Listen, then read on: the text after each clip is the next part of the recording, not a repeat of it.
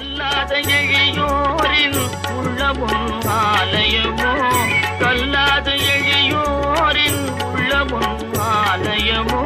கழல் 6 படை வீடும் நிலையான ஜோதி